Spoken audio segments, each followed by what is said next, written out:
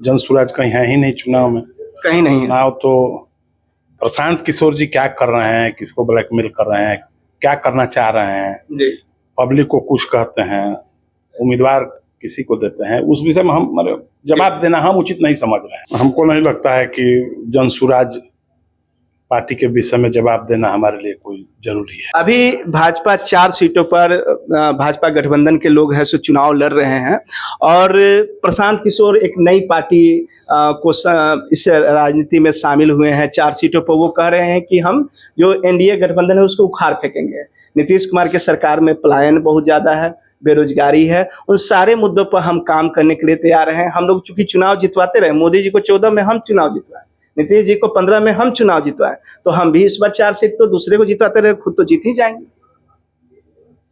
हमको नहीं लगता है कि जनसुराज पार्टी के विषय में जवाब देना हमारे लिए कोई जरूरी है। जनसुराज कहीं है ही नहीं चुनाव में। कहीं नहीं है। चुनाव तो राजद एवं राजग गठबंधन के बीच में है जी।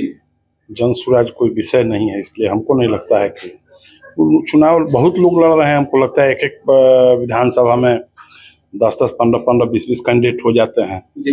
उनका भी एक कैंडिडेट होंगे कोई जी। अब ऐसे रणनीतिकार हैं कि जो उम्मीदवार दिए उनका वोटर लिस्ट में शायद नाम ही नहीं था जैसा कहा जा रहा है। जी, एसके सिंह जी का नाम नोएडा विधानसभा क्षेत्र में था और यहाँ पर उनका वोटर लिस्ट में नाम नहीं होने की वजह से नहीं, लेकिन हमको नहीं लगता है कि जो इतने बड़े रणनीतिकार हैं जी, उनको नहीं पता था कि मेरे उम्मीदवार को यहाँ से वोटर लिस्ट में नाम नहीं है जी।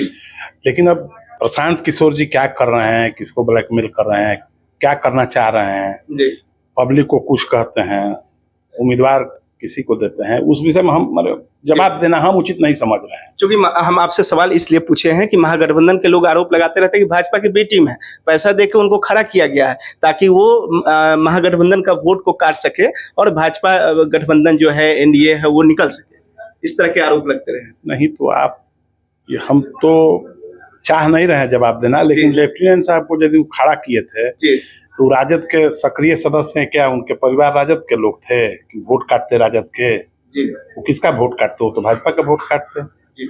वहां जिसको खड़ा किए हैं वो किसका वोट काटेगा, वोट समीकरण में वो किस विधि से आते हैं, ये किसी से छुपा हुआ है किसका वोट काटेंगे जी।